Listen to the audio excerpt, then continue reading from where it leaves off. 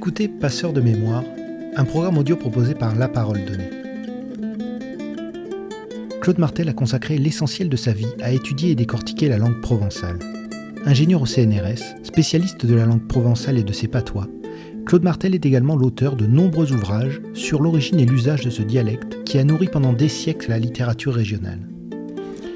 Dans cet entretien, Claude Martel, qui vit aujourd'hui à Oraison, partage sa passion pour cette langue unique que sa grand-mère marseillaise lui a transmise lorsqu'elle était encore enfant, et son regret de ne plus entendre les habitants de la région dialoguer en provençal, au risque de devenir un jour une langue morte.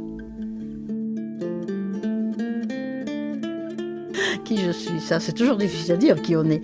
Bon, écoutez, en gros quand même par rapport à notre sujet d'aujourd'hui, c'est-à-dire par rapport à la langue provençale, ou la langue d'oc de Provence, on peut dire comme ça aussi, on verra après. Je suis née dans une famille marseillaise, où j'ai vécu à Marseille pendant 17 ans. Ensuite, et donc j'ai appris, chez moi, mes grands-parents parlaient provençal, donc c'était le provençal de Marseille. Alors on peut dire le patois de Marseille, on peut dire le parler de Marseille. Les linguistes disent le parler de, pour une variété locale. À 17 ans, j'ai quitté Marseille, je suis allée à Aix-en-Provence, où je suis restée jusqu'en 69. En 69, j'ai rencontré, au moment où je commençais des enquêtes sur le patois des Basses-Alpes d'alors, j'ai rencontré Pierre Martel. Et donc, je me suis mariée et je suis devenue basalpine à ce moment-là. Voilà, sans cesser pour autant d'être marseillaise, parce que c'est quand même ma ville natale.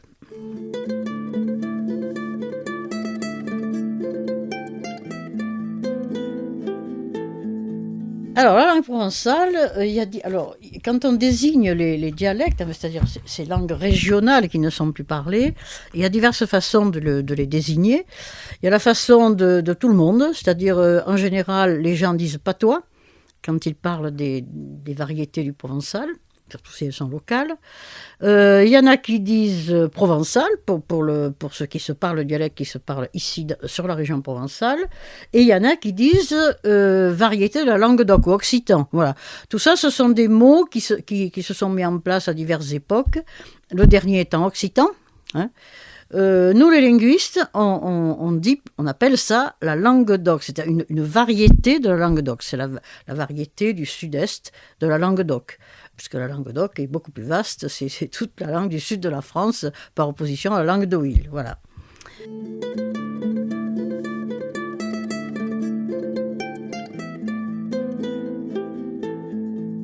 Voilà, mon travail. Vous avez un livre, un gros livre, qui a été publié par Alpes de Lumière. Il s'appelle La langue d'oc telle qu'on la parle, Atlas linguistique de la Provence. Alors, en fait, on a fait ce livre avec Jean-Claude Bouvier, avec qui on a travaillé pendant 40 ans sur les patois provençaux, dans une région qui va de la Méditerranée à l'Isère, en gros, et du Rhône à l'Italie, pour vous situer ça. C'était l'essentiel de la grande entreprise des atlas linguistiques de la France, par région, et nous étions avec Jean-Claude responsable de la Provence.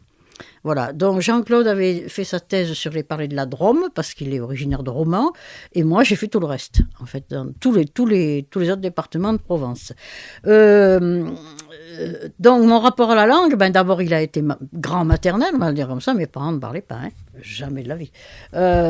Et ensuite il est devenu professionnel, puisqu'après toute ma carrière, j'ai passé 30 ans de ma carrière au CNRS à enquêter, et pas seulement à enquêter d'ailleurs sur les parlers, et ensuite à faire un certain nombre de recherches, dont les recherches sur le français régional de Provence, qui est issu directement des habitudes de parler du provençal.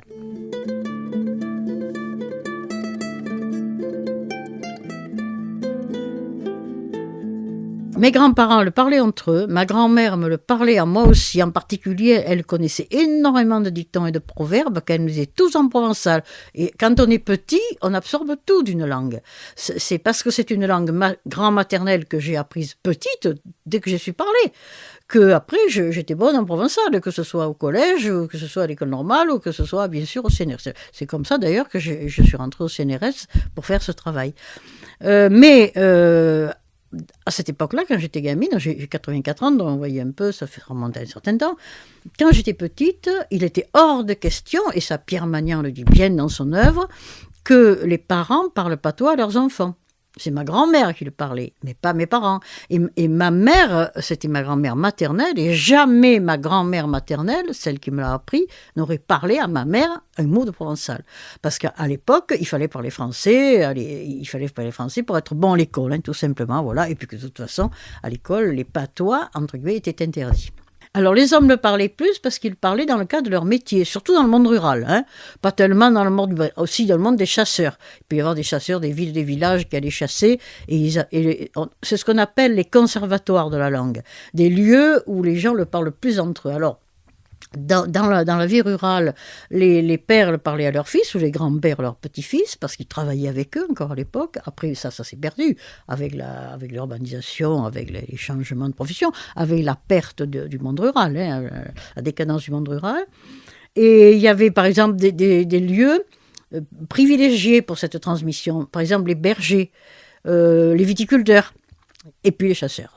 Les chasseurs, c'est un lieu, la chasse, c'est un lieu où on a conservé le provençal, même quand il ne se parlait plus au quotidien pour les gens, les expressions entre chasseurs fleurissaient comme ça, parce que c'était quand même leur langue d'origine pour certains, ou en tout cas une langue qu'ils connaissaient assez bien. Voilà. Et c'était la langue de la convivialité, justement.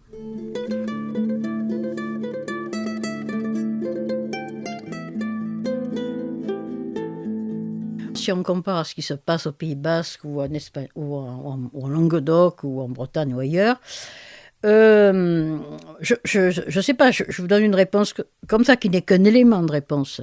D'abord, il y a en Provence des associations de maintenance et de défense de la langue, comme il y en a partout. Ce qui s'est moins répandu, c'est l'enseignement du provençal dans les écoles, et en particulier dans les écoles de jeunes enfants. Hein, qui est très vivant en Languedoc, par exemple, et dans tout le Languedoc central et océanique, au Pays Basque. Voilà. Alors, pourquoi ça n'a pas pris ? Moi, je me pose des questions. Je me demande si, en Provence, les choses n'étaient pas considérées comme acquises, parce que contrairement à ces autres régions de la Languedoc, la Provence a eu la chance d'avoir une langue écrite, une belle langue. Les troubadours, ils ont été partout, c'est pas spécial à la Provence, hein. Mais Mistral, il n'a été qu'en Provence. Et je crois que les gens, du fait qu'il y a eu Mistral, du fait qu'il y a eu tout ce qui s'est greffé comme folklore autour de la langue de Mistral et le costume arlésien, etc., de cette basse Provence, surtout beaucoup plus que la Haute-Provence ou que les Alpes, on considérait que finalement, ça n'avait pas besoin d'être défendu parce que ça allait de soi.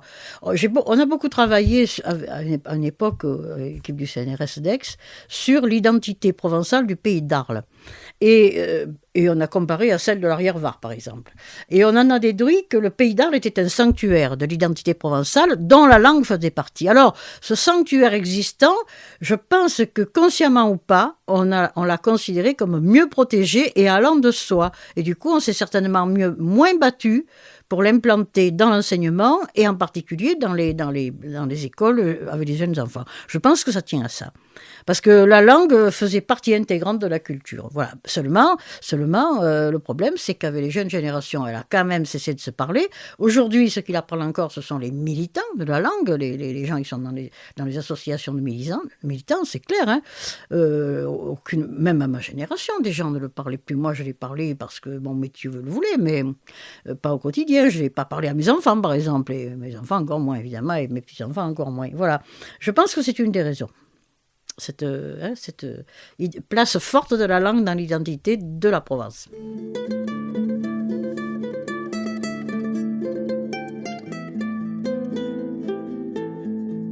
Le mot patois, pour les linguistes, n'est pas péjoratif. Ça équivaut, mais on emploie plutôt le mot parler. Un patois ou un parler, disons, c'est une variété locale de la langue. Hein? Le mot patois a été entaché il a pris un sens péjoratif après la Révolution, quand le français, sous la Révolution, est devenu la langue nationale et qu'on a voulu éradiquer les patois, justement.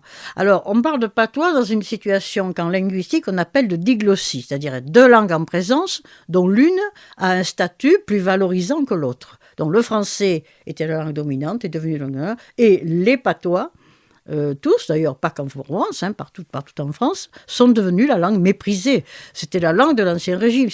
Et la devise, vous le savez peut-être, la devise de la Révolution, c'était « à une nation une langue une ». D'où l'importance d'éradiquer les patois pour privilégier le français, ce qui a été une énorme erreur linguistique parce qu'on se rend compte que dans les autres pays d'Europe, où on a gardé les deux, les gens parlent aussi bien. Et puis, plus on parle de langue, et mieux on les parle. Et on aurait très bien vu, en gardant les deux, les parentés et la filiation, en tout cas pour la Provence, entre ce qu'on appelait les patois provençaux et les régionalismes du français. Voilà.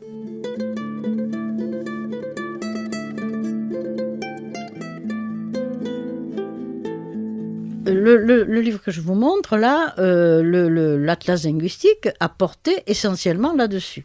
C'est-à-dire la variété des façons de dire un mot en fonction des lieux et des villages. Tant qu'on n'a pas fait cette photographie des parlers à partir d'enquêtes locales, il y avait 170 points d'enquête quand même pour la Provence, on ne savait pas exactement quelles étaient les variétés, comment ça se dessinait, voilà.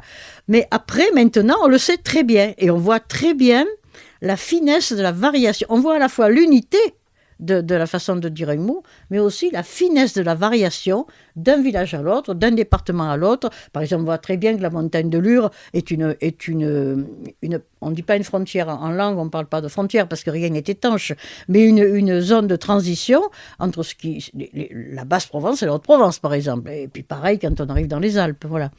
Alors, les parlers locaux, bien sûr, ils se ressemblent tous. Bien sûr que quelqu'un d'Avignon peut très bien comprendre un Nissard, quelqu'un de Nice. Et pourtant, il y a beaucoup de différences, bien sûr. Voilà, des différences caractéristiques.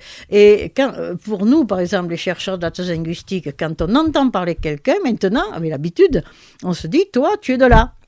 Les patois des Alpes, par exemple, il y a des variétés de vocabulaire, mais il y a des variétés de prononciation aussi, et d'intonation aussi. Voilà, moi je reconnais un Vauclusien du Comtat, par exemple, du premier coup, si je l'entends parler. Voilà, alors dans ces variétés c'est vrai pour toutes les langues, c'est vrai pour le français aussi, il ne faut pas croire. Il y a autant de variétés de français que ce qu'il y avait de variétés de parler provençaux. Ne nuisent pas à l'unité essentielle de la langue où les mots viennent, je ne sais pas moi, si vous prenez par exemple le mot lit, là, j'ai le mot lit, alors le mot lit, on voit que ça se dit loulier dans une grosse partie de la Provence, puis quand on arrive dans le domaine alpin, qui est un peu différent du reste de la Provence, on a la couege, la couche, c'est-à-dire, voilà. Et pareil, alors l'atlas linguistique a consisté en ça, c'est-à-dire apprendre tout le vocabulaire courant. On avait quand même un corpus de 4500 termes. Et d'en faire des cartes linguistiques, parce que l'intérêt, c'est la carte linguistique, c'est ce qu'on appelle la géolinguistique, qui est la seule façon de voir vraiment la diversité et en même temps l'unité des parlers sur le terrain.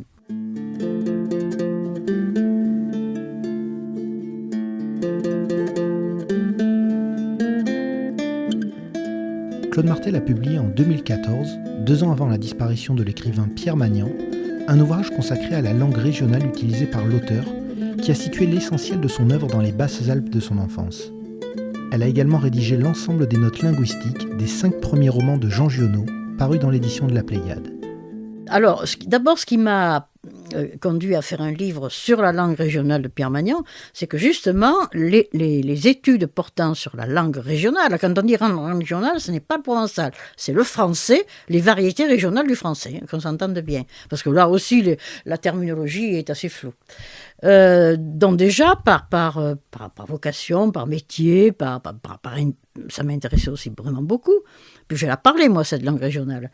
J'étais portée là-dessus. Là-dessus, Pierre Magnan était très ami avec mon mari, avec Pierre Martel. Ils se sentaient être d'un même pays. Magnan était de Manosque, Pierre Martel était du Revès-du-Bion, mais Pierre Martel parlait aussi le provençal, et quand ils se voyaient, ils ne parlaient que provençal entre eux. Alors que moi, je ne parlais pas provençal à Pierre Magnan. Et il venait très souvent chez nous, quand on habitait à Saint-Michel-Observatoire. Et chaque fois qu'il sortait un nouveau roman, il arrivait tout content, il nous l'apportait, dédicacé et tout et tout. Nous, on était très contents parce qu'on racontait ces histoires de romans policiers à nos enfants dans la voiture. On avait une paix royale quand on leur racontait ça. Bon, parenthèse.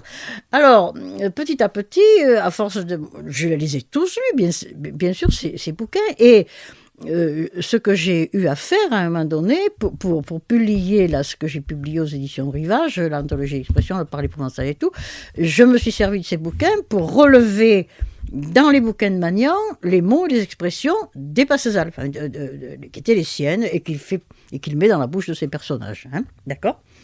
Et puis petit à petit, après avoir lu tout ça, il y en avait quand même un certain nombre. À un moment donné, d'ailleurs, il m'a dit, je ne sais pas comment on l'écrit, le provençal. Je lui ai dit, ben, quand tu auras des mots, tu me le donneras, je te donnerai une orthographe pour les écrire correctement. Donc, on avait un peu collaboré à ce niveau-là. Et je lui disais, un jour, je ferai un livre sur la langue de tes romans. Et puis, il ne mourrait jamais. Je me disais, je vais mourir avant lui. Et puis, peu cher, un jour, il est mort, donc en 2012. Et tout de suite, je m'y suis remise, j'ai repris l'ensemble de ses livres et j'ai rempli cette promesse que je lui avais faite et j'ai fait ce livre, voilà. Mais voilà, ça se fait naturellement, c'est parce qu'on était amis, il était très ami avec mon mari et qu'il était très souvent chez nous. Voilà.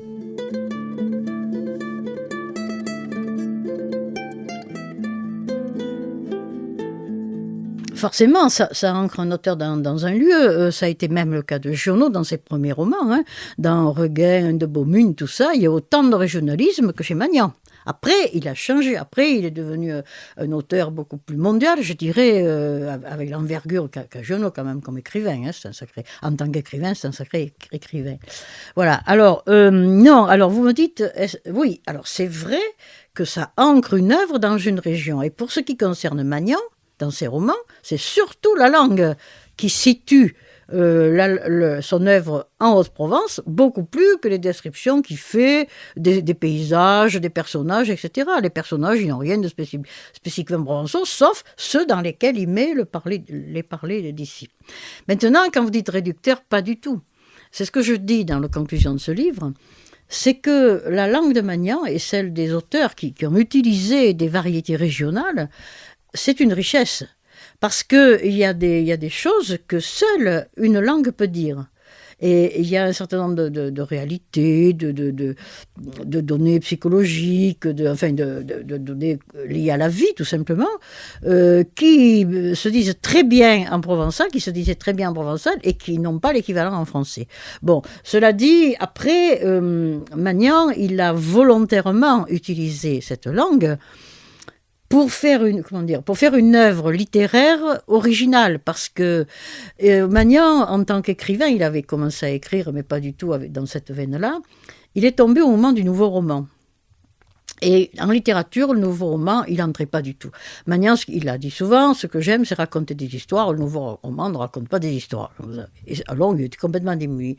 Et il est resté longtemps sans écrire, jusqu'à ce qu'il trouve cette veine des romans policiers régionaux, qu'il a ancré, et qui a eu beaucoup de succès. Hein. Ça a drôlement bien marché, son affaire. Après, est-ce que Magnan se considérait ou était considéré comme un écrivain régionaliste ? Ça, c'est une autre question. Et c'est une question que j'ai souvent abordée dans mes conférences sur ce livre. Si vous prenez Alphonse Daudet, il y a autant de régionalisme que chez Magnan. Mais Alphonse Daudet est totalement, comme Pagnol d'ailleurs, un écrivain de langue française. Il fait partie du florilège des auteurs de langue française. Il n'est pas taxé comme un écrivain régionaliste. Yvan Audouard, on pourrait en discuter par exemple. Paul Arène, on pourrait en discuter. Mais ni Daudet ni Pagnol ne sont taxés d'écrivains régionalistes. Il n'y a qu'à voir le succès de l'œuvre française et Pagnol aux États-Unis, c'est l'écrivain français par excellence en plus. Hein, voilà. Alors, à quoi ça tient ? On en a beaucoup parlé avec Pierre Magnan de ça et c'était intéressant, je crois, et je crois qu'il n'avait pas tort. Il râlait souvent en disant « Oui, moi j'ai écrit 30 bouquins et à Paris, on me considère toujours comme un écrivain de région. » Ben, je dis « Parce que tu n'es pas allé faire ta cour à Paris, c'est tout. » Pagnol, Giono, tout ça, ils ont passé un temps fou à Paris. Ils sont autant parisiens que manosquins ou marseillais, hein, voilà. Et Magnan ne l'a pas fait, ça.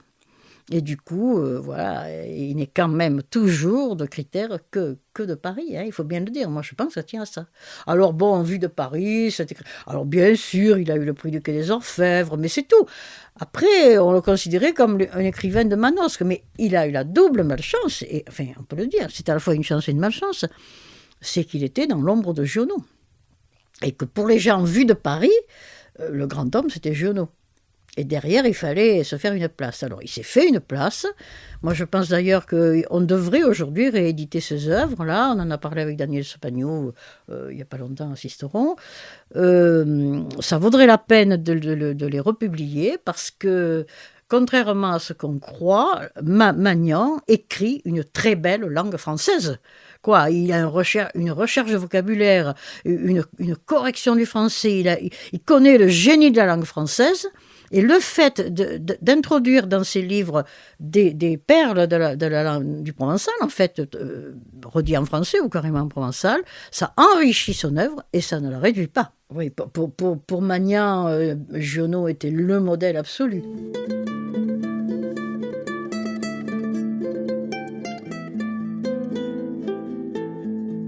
Alors, comme je l'ai dit tout à l'heure, la première période de Giono, c'est-à-dire les premiers romans, les 5 premiers romans de Beaumugne, etc., étaient exactement écrits comme ça, dans cette langue régionale. Et il y a même plus de régionalisme dans ces premiers romans de Giono que ce qu'il y en a chez Magnan.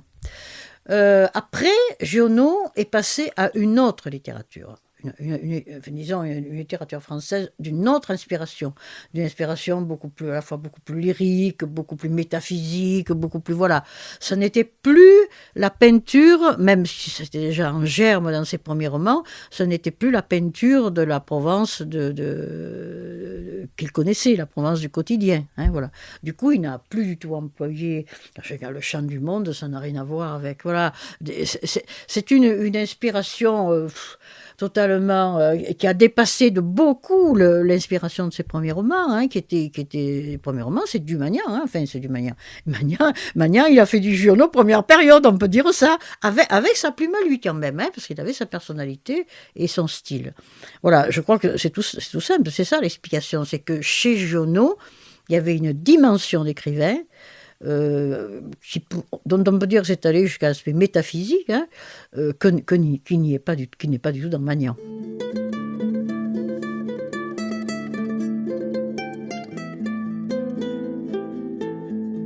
On a fait à Alpes de Lumière, il est là-bas sur l'étagère, c'est Jean-Claude Bouvier, un collègue là avec qui on a fait la science linguistique, qui a sorti un très bon bouquin qui s'appelle Les noms de lieux chez Jean Giono, du plaisir des mots à la quête du sens, quelque chose comme ça. Il montre dans son bouquin, il est très fort Jean-Claude Bouvier, il est linguiste, spécialiste de langue romane, il est dialectologue, puisqu'on a fait ce travail ensemble, il dirigeait la thèse linguistique. La thèse linguistique, les autres volumes sont là, vous voyez, c'est des gros bouquins comme ça. Donc c'est une œuvre énorme, il y avait 3 volumes, et le 4e, c'est celui-là. 30 ans après, quand même. Bon, et en même temps, c'est un très bon toponymiste, un très bon philologue, un très bon toponymiste. Il est vice-président de la Société française de nomastique. C'est pas rien, voilà, c'est quand même le top des études sur les noms de lieux. Alors, pour en revenir à Giono, en travaillant les noms de lieux, les noms des lieux d'ici, hein, essentiellement de Haute-Provence, de Haute-Provence, du Vercors, enfin, ça remonte un peu plus loin dans les Alpes, jusqu'au Trièves, ce sont des noms locaux, Beaumugne, etc. Mais ils ne sont jamais placés là où ils sont réellement. Et une de nos collaborations essentielles dans l'édition de la Pléiade, quand Robert Ricat est venu nous interroger, Pierre Martel a situé exactement les toponymes de Giono, là où ils existent réellement. Et quant à moi, j'ai travaillé sur les régionalismes des 5 premiers romans, enfin de ces 5 premiers romans. Après, j'ai pu travailler sur le reste. Après, il y en a très peu, hein, les régionalismes. Et j'ai fait les notes linguistiques pour expliquer les mots comme je l'explique pour Pierre Magnan, exactement. Voilà comment on a été amené à collaborer à l'édition de la Pléiade.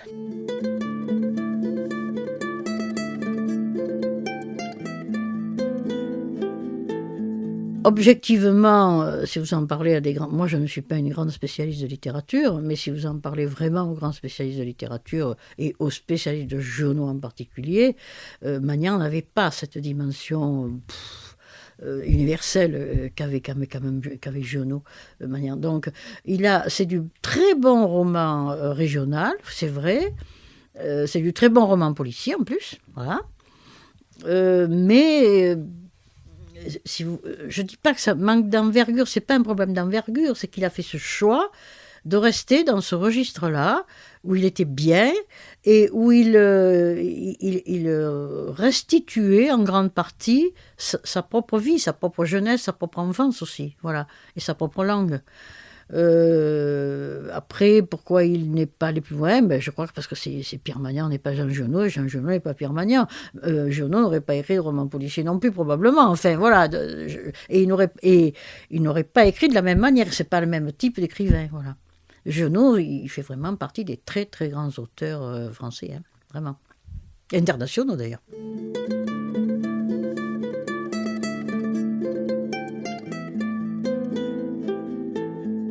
Les militants de la langue vous diront, Jean-Yves Royer, si vous allez l'interroger, à Forcalquier, ils vous diront que bien sûr, qu'on peut toujours créer des néologismes en provençal, comme on en crée dans toutes les langues. Hein. Je suis en français, quand on a créé récemment les infox, c'est un mot qui a été créé de toutes pièces récemment. Non, une langue évolue constamment. Une langue, c'est un phénomène qui est constamment en évolution, ce qui veut dire qu'en même temps, elle est constamment en train de perdre de ses anciens acquis et d'en gagner d'autres, et de se renouveler en permanence. Toutes langues sont, même les dialectes. Le seul problème d'un dialecte, d'une langue régionale comme le provençal, c'est qu'il y a pratiquement plus personne qui la parle. Enfin, si mes amis militants de la langue avant de dire ça, ils vont m'étrangler. Mais soyons réalistes, quoi. Il se passe pour le provençal ce qui se passe dans l'église aujourd'hui, c'est qu'il n'y a plus de pratiquants, quoi. Il n'y a plus qu'une petite minorité de militants. Alors, mon avis à moi, c'est qu'on ne fera pas revivre la langue. C'est ça, il ne faut pas rêver. Une langue est en perte de vitesse. Il faudrait vraiment, on ne sait jamais, on ne peut jamais jouer de rien pour l'avenir. Mais enfin, ça me semble quelque chose. En revanche, ce qu'il faut absolument bien garder, et c'est ce qu'a fait Un peu de lumière, hein, c'est la mémoire de ce qu'est notre passé et d'où nous venons. Et on ne comprend aujourd'hui pas tout le français de Provence, je pense, hein, si on ne sait pas qu'il y a eu avant cette langue qui a été parlée pendant des siècles, qui a donné une littérature extrêmement riche. Et ça, je crois que la littérature, il faut être capable de la connaître et même de la lire. Et pour la lire, il faut comprendre un peu de provençal, forcément. On peut le faire avec des dictionnaires, mais c'est pour ça que j'explique. C'est pour ça que j'ai fait ce livre aussi, pour qu'on comprenne que la langue de Magnan, elle ne vient pas de nulle part. Hein.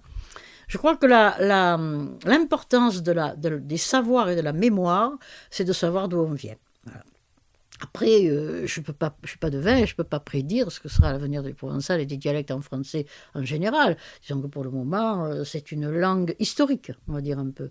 Pas comme le latin, c'est pas encore une langue morte, parce qu'il y a quand même des associations qui la font vivre. Quand la pastorale à Noël, moi, j'ai fait avec ma chorale, le chœur du Pays de Forcalquier, une lecture chantée de la pastorale Morel. Hein, donc avec les chœurs en provençal et tout. Écoutez, quand on fait des pastorales à Noël, c'est toujours plein. Et je suis sûre que tous les gens qui sont là ne parlent pas provençal, il y en a même qui ne devraient pas le comprendre. Mais on remplit toujours les salles avec. Donc il y a quelque chose qui subsiste. Encore aujourd'hui, pourtant, je sais qu'il y a une minorité, une petite minorité de gens à qui ça dit, si on leur parle du provençal, ils ne savent même pas ce que ça veut dire, hein. Je crois que ça, il faut le garder exactement comme il faut savoir que le provençal lui-même et le français viennent du latin. Voilà. C'est un peu ça, c'est un problème de culture, ça, c'est un problème culturel qui est très important de savoir d'où nous venons pour vivre aujourd'hui et pour imaginer demain. Ça, c'est très important. Ça.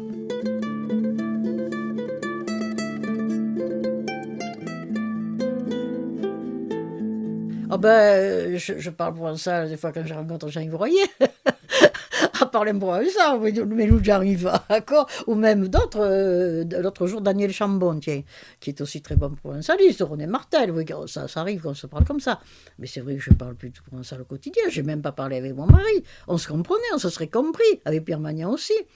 Mais je ne pratique pas tous les jours, ça c'est évident. Et beaucoup de gens sont comme moi. Hein. C'est ce qu'on appelle la connaissance passive de la langue. C'est-à-dire on l'a en nous, mais c'est vrai qu'on ne la pratique plus. Avec qui voulez-vous que je parle provençal ici, moi? Autour de moi, il n'y a personne. Hein, parce que parler provençal, c'est bien beau, mais il faut trouver des interlocuteurs.